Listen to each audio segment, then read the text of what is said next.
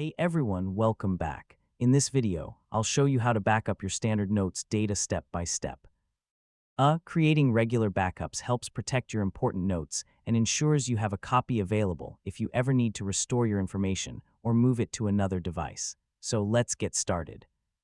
First, open the Standard Notes app on your computer or sign in to the Standard Notes web app using your account credentials.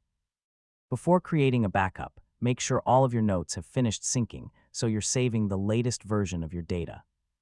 Next, open the Account, Settings, or Preferences menu, depending on the version of Standard Notes you're using.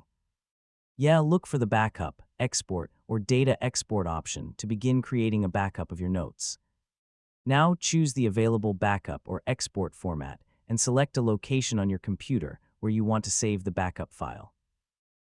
Pick a folder that's easy to remember, then start the backup process and wait for it to finish. If you have a large number of notes, it may take a few moments to complete. Once the backup has been created, verify that the file was saved successfully by locating it in the destination folder. For extra protection, store another copy on an encrypted external drive or a trusted cloud storage service, so you'll have a backup available if your primary device is lost or damaged.